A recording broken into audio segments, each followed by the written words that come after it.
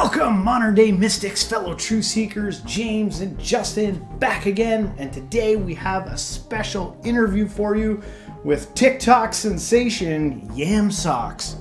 He is a very popular TikToker who's got a massive following, I think, who connects with like-minded spiritual thinkers out there. He shares some of his insights, and I think he really helps his audience. So I'm looking forward to this one. Yeah, I've been tuning into his lives, and they're quite the thing to behold. They're pretty epic. I'm excited for this one. So without further ado, let's begin.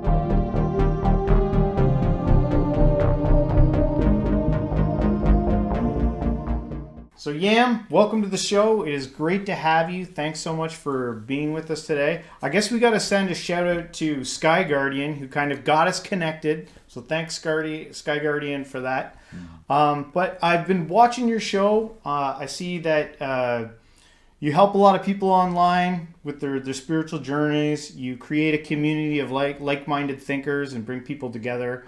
And I thought maybe for our audience who might be new to you and your content, maybe a good place to begin would be with your journey, how this kind of all began for you and how you became this popular influencer now on TikTok and YouTube. So I'll give you the floor, and you can tell our audience about yourself. Sure. Well, I'm happy to be here.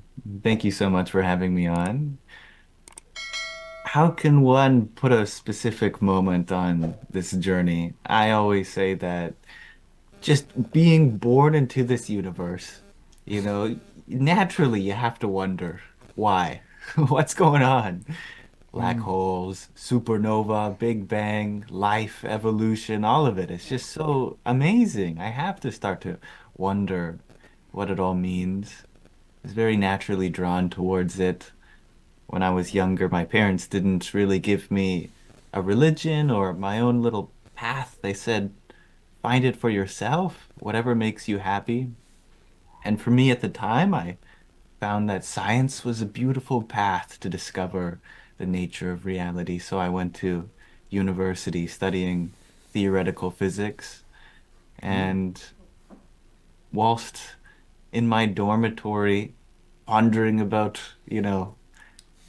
what this universe really means, I started to realize that, yeah, physics is great, don't get me wrong, but the answers I'm looking for aren't there. So I started to withdraw my search more inward to what I could know for certain, beyond evidence, beyond experiment, to experience itself. And I want to relate that to everyone. That path. I believe that the one way to fulfill the soul is not to receive anything from others, but to take what's inside and share it with the world. And so I love creating little spaces for people to allow me the opportunity to serve them through my own experience. And you do. Sorry, I'm already interrupting, but no, go for it. No, from your lives, that's exactly what happens. There's a lot of people commenting how much you're helping them in that. So, sorry, go on. That's quite all right. No, I think that was right around my ending point anyway. Yeah. In terms of influences to get you to this place where you're at now, I noticed you've referenced in some of your lives like Swami Mukananda and stuff like that. How did you even know to look into these people? Was it someone like, hey, you should check these guys out? Or did you just go searching yourself and find out spiritual teachers that help guide you along the path? I feel like it has a lot to do with that Sanskrit term known as samskaras, which is the term to describe past life impressions that are just residual. Because I really don't know what got me to look at Buddhism was the first kind of spiritual place. And I just had that, like a little birdie felt like whisper in my ear, hey, the kind of things that you're thinking about, those have been thought about by Buddhists. And I just listened to that thought, went to the Wikipedia page for Buddhism, and I thought, this intuition of mine was right. Hmm. These guys have thought about this stuff for thousands of years before me. In terms of like spiritual paths, like do you have one, like you said Buddhism there, and I'm just curious, like are you like affiliated with any type, or you take from all types of spiritual platforms to try to like figure things out? It would be more correct for me to say that I find truth within many different paths. Hmm. I'm drawn towards the source, and Yeah. whatever gets me there, all roads lead to Rome. I enjoy the beauty within Buddhism, Hinduism, Jainism, Taoism, Sikhism, all the isms, Yeah. even the Abrahamic faiths and other traditionally Western approaches are all beautiful in my heart. It's interesting that the path that you took to spirituality, because we grew up as in the Christian church. Like we grew up as Christians, and then I remember in my 20s I had this thought, like because I was like starting to entertain the idea of some scientific theories like evolution and that. And I was like, and then I got on the idea of everything versus nothing, and I was like, well, hang on a sec, because I was trying to like justify how there could be a God and where would God have come from. And then it got me into thinking about the idea of like, well, you can't really have absolute nothing. Yeah, It suggests a something, and exactly.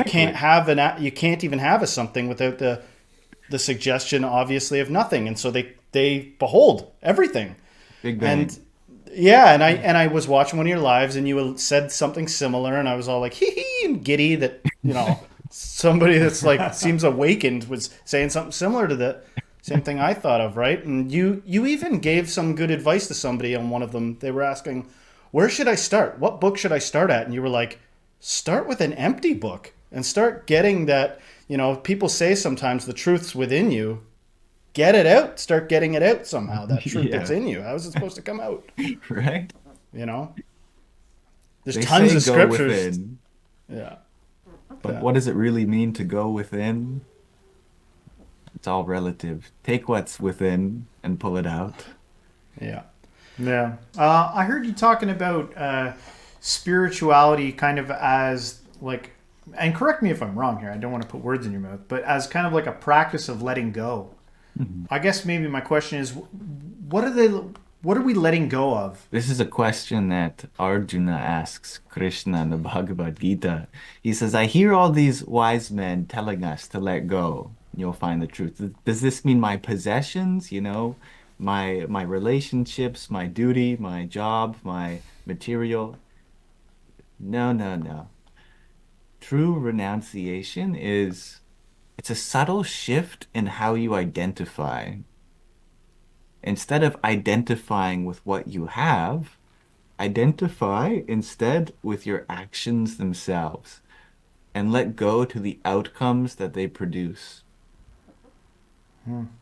Seems For like a if good you way are to stay in the attached to the present. outcome, then if your bank account balance goes up or down, you'll feel affected by that. Or if a student has a good grade or a bad grade, they'll feel affected by that. And so the source of suffering is identifying with things that we have out of our control by definition. So if peace is our goal, then to transcend suffering means to shift our identity into things that we do have control over and let go of expectations of outcome, which is always out of our hand. That's very interesting. And for some reason, it leads me to think of the idea of it came up recently on one of your lives, and it was this idea of sort of faking it till you make it type thing, right? So say you're becoming skilled at letting go of the fixation and the need for the outcome to be a certain way. It's causing you suffering, and you kind of relinquish that a little bit, and you resign to the fact that I think I'd rather work on being sort of a peaceful person. Yes. Where does faking it till you make it become a thing? And what do you say about, because the world's got some, I'm part of the world, and I've been this way a little bit too, can be a little bit cynical and a Yeah. little bit like, are you is this for real?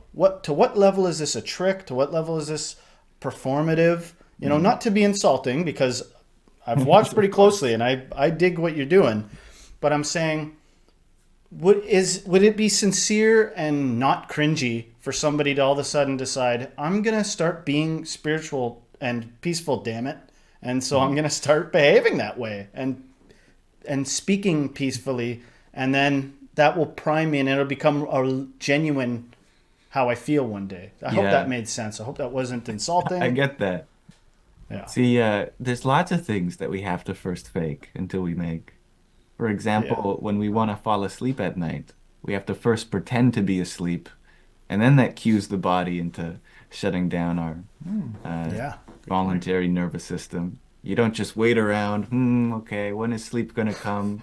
You Get have to, angry. fake sleep it. Exactly. Yeah, it's true. But of course, it is naturally going to be an embarrassing process to be peaceful. Yeah, it is. I mean, I hope you're comfortable answering, but I'm like curious. I'm like, how is it for you in real life? You know, like I can come on here. Sometimes I come on here and I'm wearing my pajamas. Sometimes I come on here and I've had makeup on and I can be a bit performative myself, right? Yes. But there's a difference when I'm walking through the streets of the small town I live in, and passing by construction workers and all different types of people, that might get rubbed the wrong way by what is this? You know what I mean? Like that we're all part of communities. And Mhm. so do you find that you still sort of have to wear different identity garments depending on where you are? Is it like, well, there's the me on TikTok and then there's the me during an interview and then there's the me when I'm with my family? Oh yeah, of course. Yeah. Yeah. I wouldn't use the same tone of voice to talk to a baby or the person I'm ordering Subway from or a Yeah. cat or of course it Yeah. changes. Yeah. That makes sense. Yeah. Well, you So, you exude calm. I actually, when I first started watching your stuff, I realized right away how like stirred up I was, because part of me, like, I feel like I live like two lives. I have my life here and my pursuits of spirituality and my meditation and stuff like that. But then, like you were saying, I go back to work and it's like you're part of the grind and you work with people and stuff like that. And when I started watching your stuff, it was so calm, and it took me like a while to bring myself in down into that world. I get Uh, that. um, but once you're there, I found it as contagious. So do you notice that like your character type spreads to those around you when you're out in the real world? Do you notice? Do you see it? I don't feel like I'm giving people anything that they don't have already. So it's less so that I'm looking for the ways in which I make a difference. As it is, I see every interaction as an opportunity to deepen my own patience. And to do that means to practice patience with those who may be testing it. Even someone criticizing me, I see as, it's a gift to be able to have such self-awareness, to take accountability for the ways in which I could understand them better. Solid. I got a little bit of a deeper question here, and I was wondering maybe just to kind of change gears a bit. I wrote this down, and I was going to ask you, how do you reconcile the concept of individuality with the idea of universal consciousness? Mm. One consciousness, many minds. All right. Like different slices of a pie, If you maybe. have a camera and I have a camera and we're out doing some photography and we both see, this beautiful shot. And so I go snap a picture and you go and snap a picture. And then you start to wonder, why is it that my picture showed up on this camera and not yours? And why is it that your photo showed up on your screen and not mine? Even though it's just one scene, we have two different receptors of the scene. Mm. So too, like the planets in our solar system, there is one light source illuminating it all, but we see it reflected on the various planets. Same light, but different planets. You know, you have a body, I have a body, two different bodies, two different minds, Mm. but one witness which shines through both simultaneously. And you can get into, and somebody practicing spirituality, is it fair to say that, you know, that part of the point of that is to get in touch with that one witness, is to become, let that one witness maybe spring forth through the individual or something? Is that, is it When akin they to that? talk about the witness consciousness is a way to realize that you're not that which sleeps, decays, and dies. The reason it's important to understand that who you are as consciousness is just an awareness is so that you can let go of this fear you have that when this body dies, so will you. For if you are awareness, witnessing, experiencing, then how can anything affect it? It is nothingness itself that you spoke of at the beginning of this. And how did you come to that realization of that consciousness? Well, you know, I was doing mathematics. And I was thinking about the heart of logic and how, if you think about yin and yang, absence and presence, absence, although seems equal to opposite but present to presence, absence seems to have more creative power to it. Because if you take absence and then you take the absence of absence, we still haven't created anything new.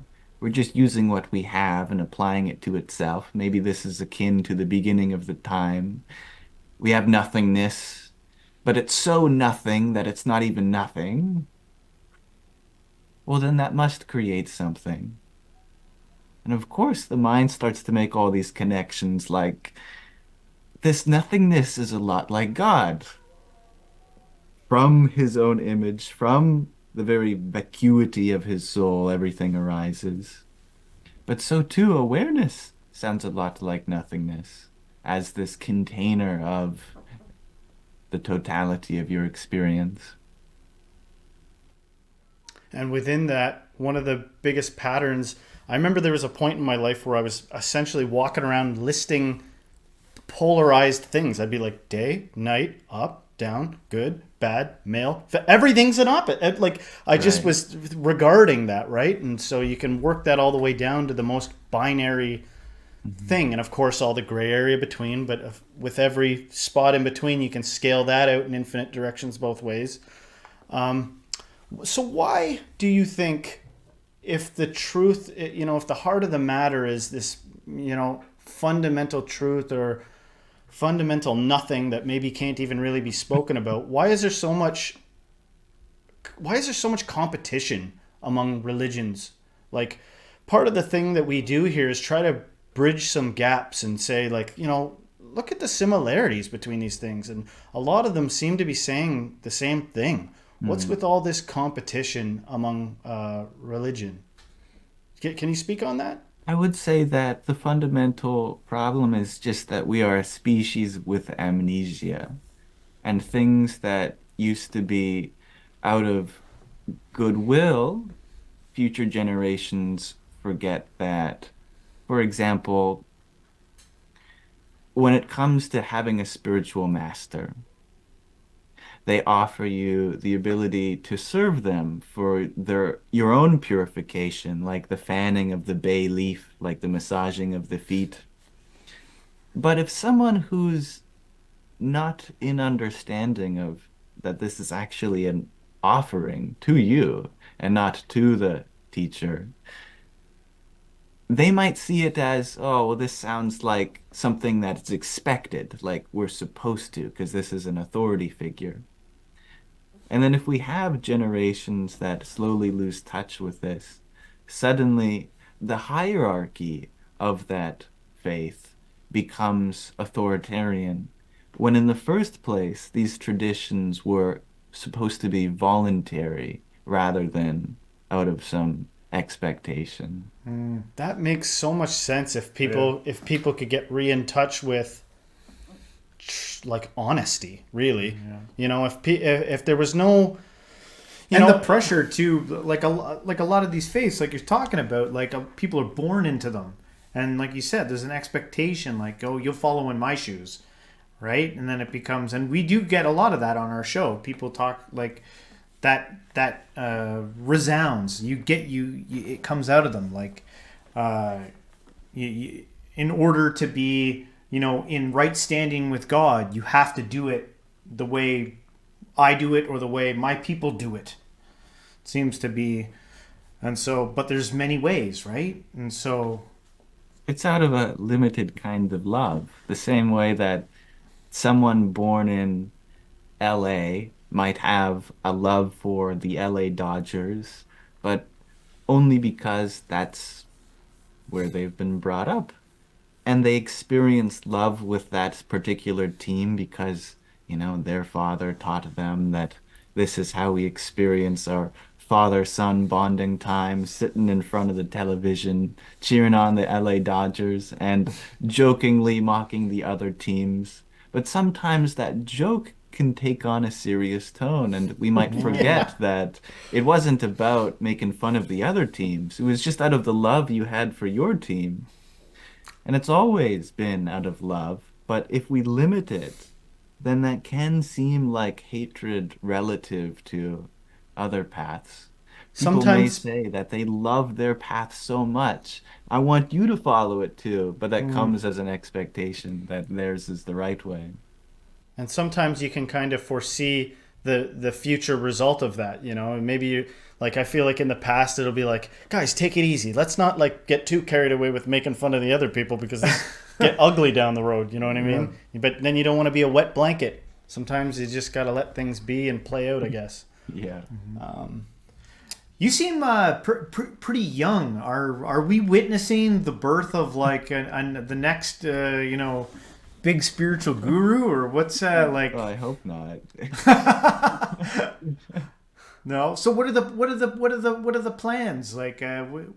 Or do you have? I've heard someone asked you about that, and you're like, I kind of take everything like Yeah, I one don't thing at even a know time. what I'm gonna have for dinner tonight. Yeah. he's not attached to the future, man. Just living in the present. No. Okay. Here's one for you. Maybe in the pursuit of spiritual enlightenment, how do you discern genuine experiences from mere illusion or delusion? That's a great question. It's all delusion. Delusion. Wow. Yes. If you feel like you've got it, then you don't. As the famous Socrates said, you know, the one thing I know is that I know nothing. Or as the Zen koan goes, if you find the Buddha in the road, kill him. Yeah. The experience isn't a moment in time, so if you limit it to some, aha, I figured it out, then you've put it into some semantic envelope again. You've objectified it. When it comes to enlightenment, it's an eternal practice. It can't be limited to any particular moment or experience. Is it more of just like appreciating the experience while you're having it? If you think you are free in this moment, you are. If you think you are trapped in this moment, you are. We do a lot of like philosophizing around here. You know, a lot of our videos are us speculating on things and taking things apart and looking at a lot of different religions. And one of the things I've been toying with lately is like sometimes I feel like I'm kind of, if there was a limit to logic and reason, that it's like I'm hitting that limit sometimes. Like I can just, you can reason endlessly, you know, you can philosophize endlessly. Yes. And so What is something, if somebody is like that out there, that is feels like I'm just done with rationalizing all this. I want to get to the heart of the matter. I want to get in touch with the experiential truth. Mhm. What would you suggest that person do? Well, even logic has proven for itself its own limitations. Yeah. Famous logician Kurt Gödel proved in his incompleteness theorems that a fully fledged formal system, fully fledged meaning it's able to perform simple mathematics, which is, the basis for most fields of logic, it can never be fully complete or fully consistent. Either pick one or neither.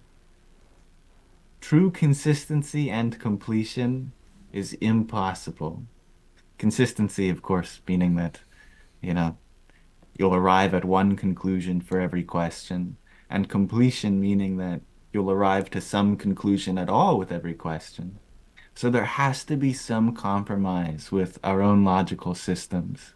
Either have the humility to be inconsistent, or have the humility to not have the answers to everything. And most mathematicians pick the latter, that, we're fine not having the answers to everything as long as we have consistent answers to some things. It's a good balance the way. What do you want? Do you want consistency or completion? Dang, that's a good question. Yeah. Before coming into this interview, I was thinking a bit about karma. How do you feel about the role of karma? Yeah. Is it and then like if it is real and it's affecting us and kind of like plays a role in our lives, um, how do we can we transcend its influence? Mhm. Oh, Can we move? yes. Yeah. Yes. Absolutely. There's another Sanskrit word besides karma, and that's sharanagati. And it means, well, before I tell you what it means, let's tell what karma means. As a Yeah. Sanskrit word, it simply means action. But specifically, it means action done with expectation for the outcome. For example, if you're walking down the street and you see a homeless person, and the homeless person is in need of some money, and you give them some money, but you expect the people who are also walking by to give you a good look of approval, Yeah. then that's the karma, because we've set up a series of expectations within our own mind Mm. based on our actions that will come back to us when the action is either, or our expectation is either fulfilled or not fulfilled. So karma simply means not the action nor the outcome, but the expectation of the outcome from the action. So to truly transcend karma means to go into every action without expectation of what your action is going to produce, good or bad. And Yeah. Sharanagati means just that, the state of surrender to the future. Whatever happens as a consequence, knowing that I've done my best without awareness of how it could propagate. That's a tough one, man. It's really tough. Even if you got solid intentions, man, it's hard. You still know, what actions are going to produce, on some level. You have an idea of what outcome they're going to Well, bring. one of the things you said, because this came up recently, and I'm just remembering another thing that kind of blew my mind is, and it was a sort of a passing thing that you said. You were like, people underestimate how like significant guilt can play a role. Because when you guys were talking about karma, I was thinking like, I can imagine a guy being like, I'll lie, and then this will happen as a result, and then it's all of a sudden almost it's like feels mystical the way in which you're foibled in your plan and you're like, well, that's not possible, no one should have known. It's like you're underestimating how big of a role guilt plays in you. Right? But then the side thing of that is there are people that probably don't feel very much guilt, and then you wonder, how are they getting away with so much terrible stuff? Maybe for them their karma is different because they're not restricted like you are by your unconscious, drives towards morality. some societal morality you've picked up or something. I recall dreaming about, you know, dreams can take so many forms where you do things that you'd never do in the waking world. Take on characters. At one dream, I was a pregnant seagull, and I just felt so protective of my babies inside me. You know, what a feeling that is to feel like you have life growing in you. And dreams can give you impressions of what it would feel like to be in a certain situation. And sometimes I'll have a dream where I'll be in a situation where, you know, here's a dead body at my own hands in the character I'm playing in the dream world. And you feel that guilt of recognition, like, oh my God, I've taken someone's life away. And what I take from those kinds of dreams are I would never wish that guilt upon anyone.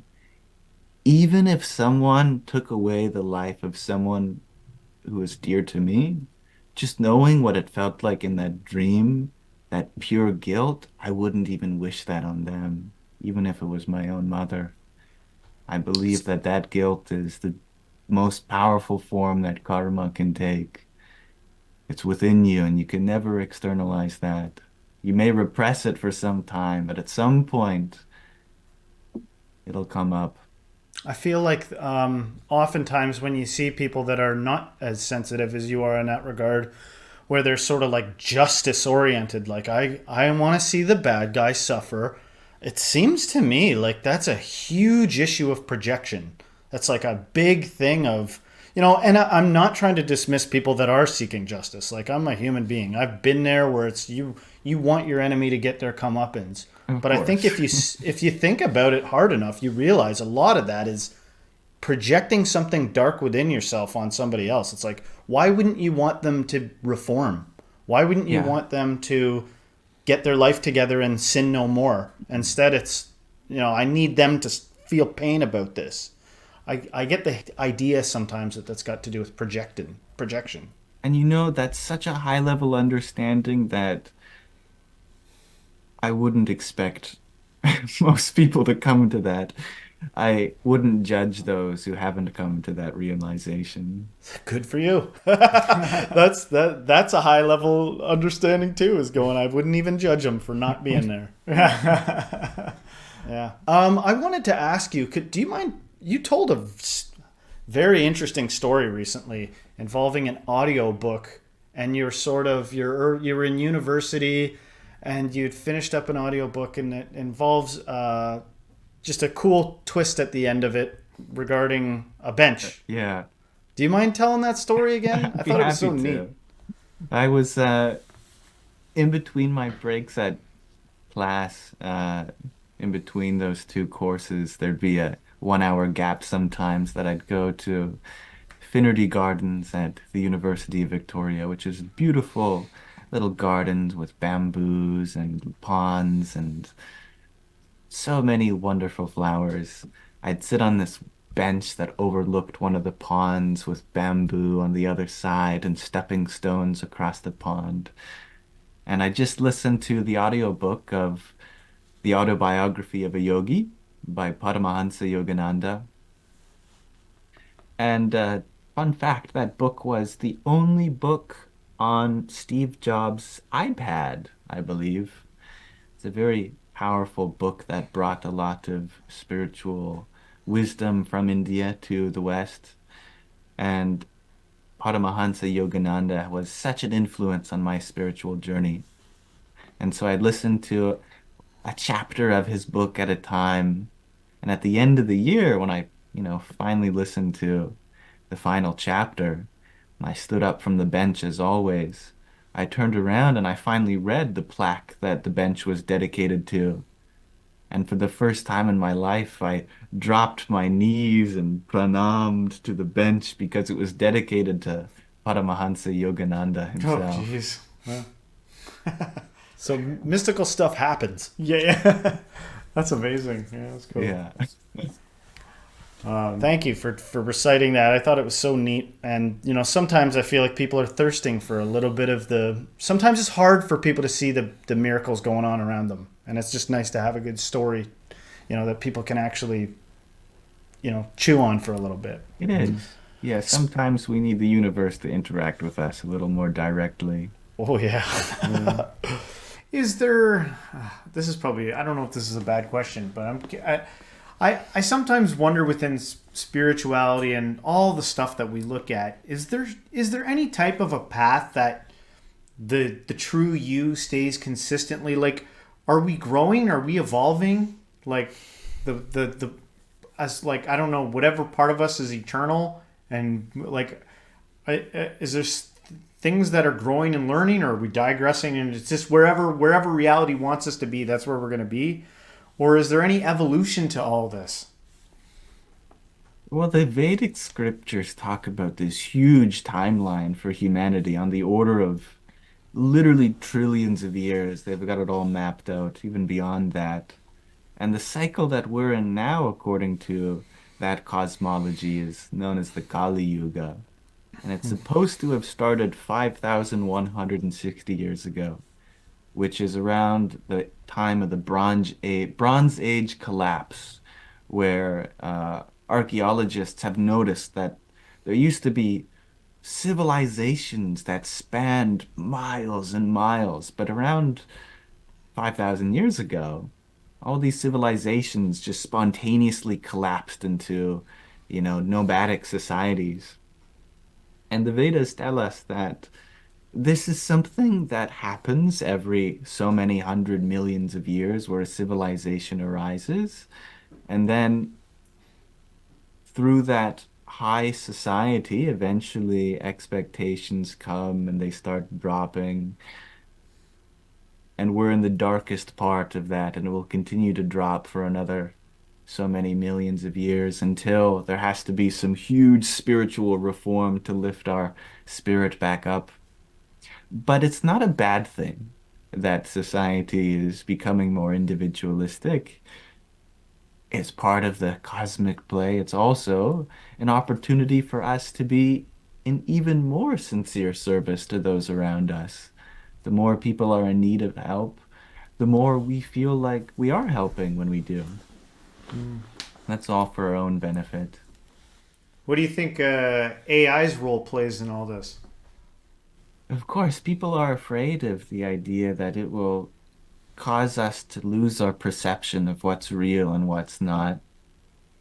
However, I would recommend anyone to have a role in playing with, ChatGPT and ask them some spiritual questions. There's some really good answers if you can first put it into a position of a guru. It's very hesitant to be in that position. It goes, no one can have any certainty about this. But if you are really persistent and say, no, no, no, I don't want your hesitation. Give me the truth. Eventually, it just starts pouring from this compendium of human knowledge that it's been trained on. And what a moment that can be. Just gotta tell it, come on, ChatGPT, quit the crap. Right? Cut it out. Talk to me like the technological guru you are. You do, yeah. It's so humble that it refuses to be a guru until you force it to It's be. hilarious. And that gives me hope. Yeah. So is there kind of like, I guess, sort of dovetailing a little bit off what you were saying, some people talk every now and then about like some great awakening that's around the corner, or there are more awakened people walking around than there used to be, or there's a higher volume. Do you buy into that? Is that true at all? That there's more of that going on? Oh, there's more people, you know? Yeah. The odds are in its The favor. population has quadrupled or more in the last 100 years. This is a time in which there's so much more self-expression of both the good, the bad, and the ugly, you know? I believe that there is no such thing as an awakened soul and an unawakened soul. The soul is always awake. We all just have our own role to play. Yeah. And there's also, I guess, the information is shared a little bit differently now, right? That's So, true. like for someone like yourself, it may have been a lot harder to just even have a conversation like this, or even meet up with someone like you, or Right? like which I love that we have this access now where there's so much to discover and so much we can learn from each other. And I feel like that's kind of like is that what you're doing with your channel? Just trying to find like people like-minded thinkers and build a community? Well, it'd be a lot more difficult in a previous age. You Yeah. know, Jesus ran around how many countries trying to gather people, and he got 12. If he had if he had a X or, Threads, how many more would he have? If he had TikTok, I'm sure he'd have a lot more than just 12. Mad respect to Jesus. Jeez. You know what I mean? It would have been treacherous times to do that too. Yeah. We can kind of get away with it now. It's like, let's say whatever I want to say. I noticed recently you had kind of changed your TikTok a bit. You had a bunch of stuff there from your past, and then it all got removed, and now I've just got your lives. What was that all about? I had a change of heart, to put it simply. I was big on this non-dual philosophy that, all is one, this existence is just a material illusion, come to the void. And that's a totally valid path. I just found that, as a human being that has anxiety and fears, when it comes down to the deepest moments of your own dread, this non-dual philosophy can sometimes make it more painful, more extreme existential dread. And of all my theoretical knowledge, none of it helped whilst being anxious. The one thing that did help was just having the humility to just call out to the universe as if some source was listening. Having that duality there and going, I'm going to externalize you and speak to you as if you were watching. And that seemed to help. My anxiety has been gradually decreasing for months now. And I've just been praying. I never thought I would. I'm I'm sure it's different for someone who was brought up in religion, but I wasn't. So I'm fortunate to not have that religious trauma. I just find myself speaking out to the universe, and it's so much more peaceful than trying to intellectualize the nature of non-existence and existence. Did That you makes have so much sense, Did you have actually. I know you said religious trauma there, but was there maybe we've talked about this before, kind of like an atheistic nihilism? Did you have to kind of break through that? That's right. I did have that for a good 16 years of my life. Wow. Speaking of briefly touching on the idea of anxiety, there's a lot of mental illness and mental emotional struggle type words that keep coming up in society, like anxiety and narcissism and personality disorders and obsessive compulsive disorder.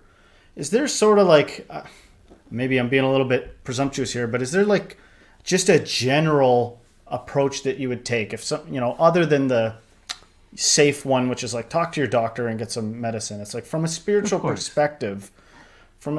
perspective, what would you say to that? Because I sometimes the things I struggle with emotionally are doesn't matter if I've been meditating all day. Sometimes there's a knot of some kind of anxiety or something like that in there. It's Yeah. just part of me. What do you do? What can somebody who's dealing with that do? To put myself in a embarrassing situation, I'll relate a story from a few days ago We're where, sharing embarrassing stuff here. of course, I woke up in the middle of the night with, just this knot in my stomach, and I felt anxious, and my whole body was just feeling sore. I thought, oh boy, I'm never going to get back to sleep. And so I imagined that, it's quite funny, that God was massaging me, that I was just laying there and I was being massaged, working on the knots in the neck and the shoulders, loosening them up down the back. It didn't work. And then I realized I've got this relationship backwards. The universe isn't here to serve me. I'm here to serve it. So I engage the mind, inversely. And I imagined that God was there before me, and I started massaging God, squishing his toes, washing his feet, and then within moments, Nailed it. I bet you what you just said is like the thing that's missing from so many people's perspective. You mentioned this changing the flow from going inward to reversing the flow outward. It's how much that's what's fulfilling. There's most pleasure. You engage in it too long, it becomes pain.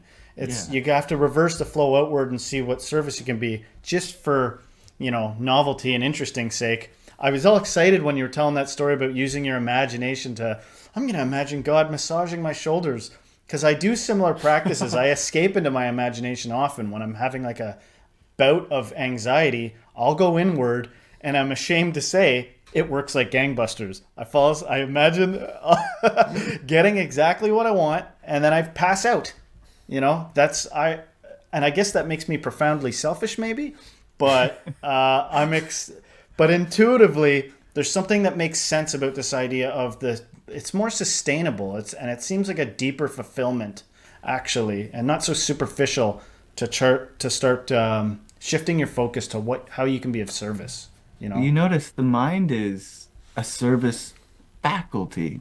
That's its purpose, is to serve whatever you identify. If you identify as a family person, you expend all your energy serving your family.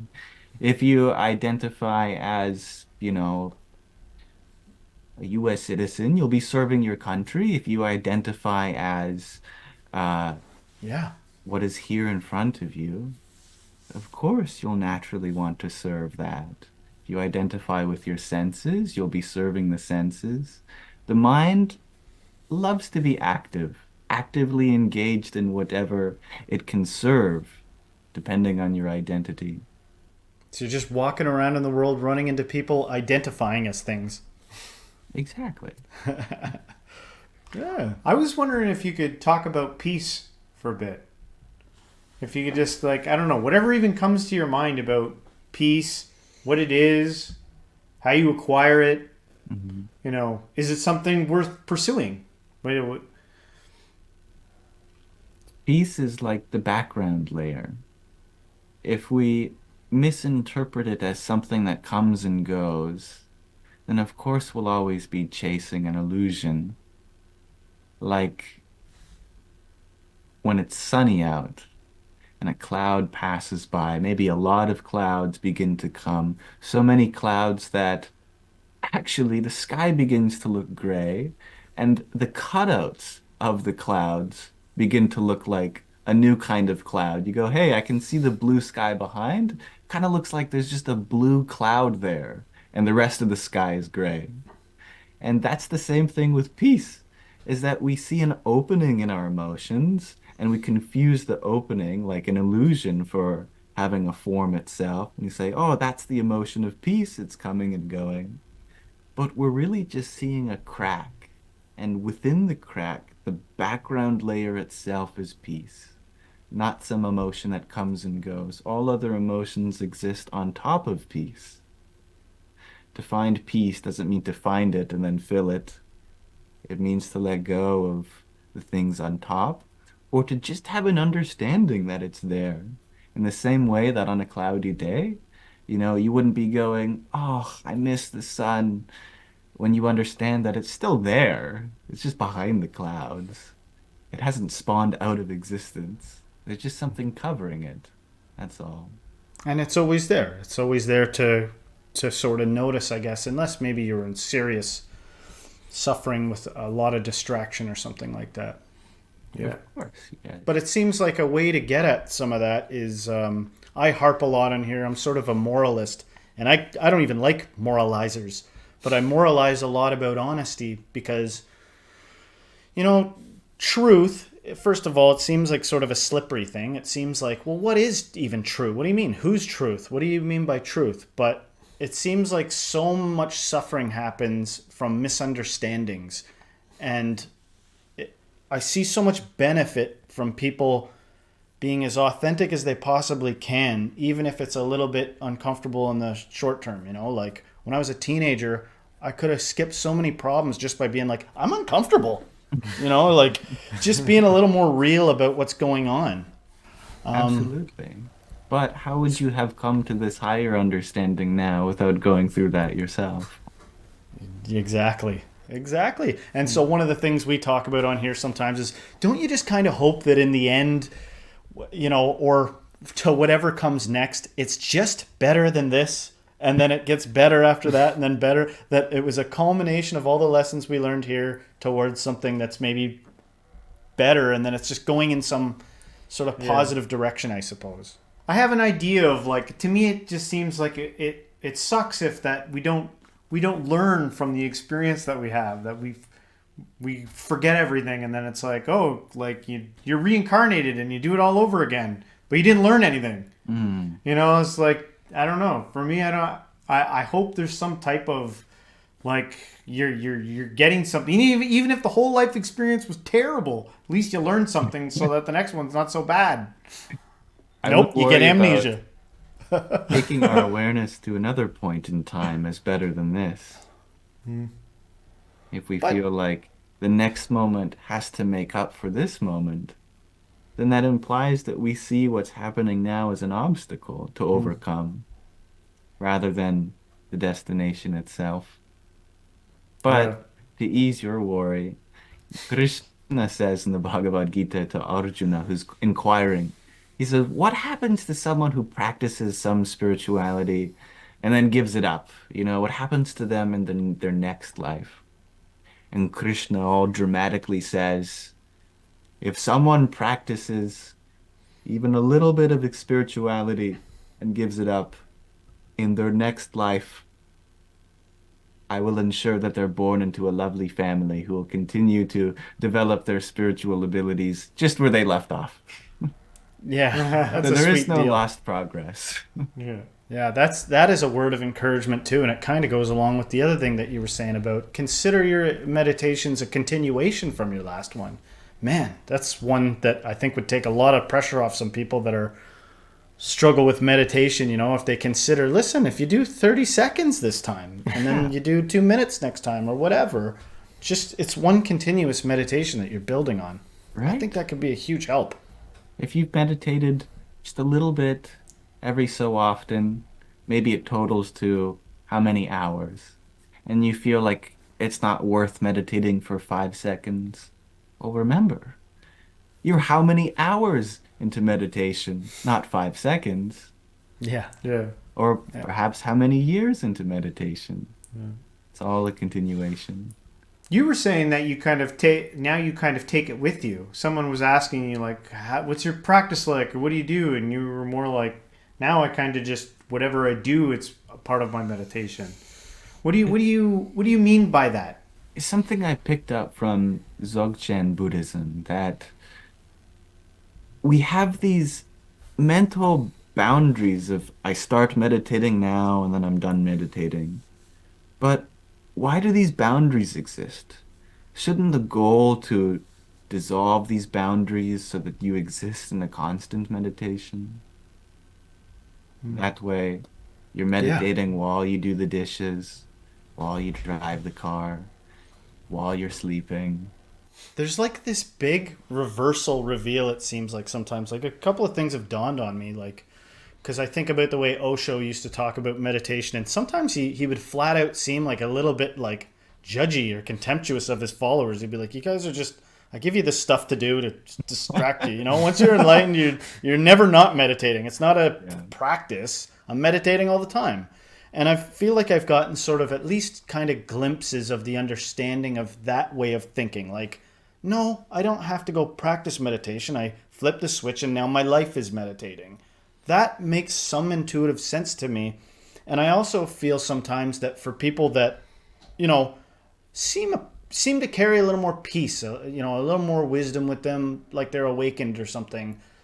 I wonder if they look at everybody else that isn't that way and think, I admire y'all for, I admire you guys for walking around. You're in wars. There's all this drama. I'm not doing it. And then the people are so blown away that this person is peaceful. They're like, I'm just not engaging in all this stuff. You don't have to do it, Right.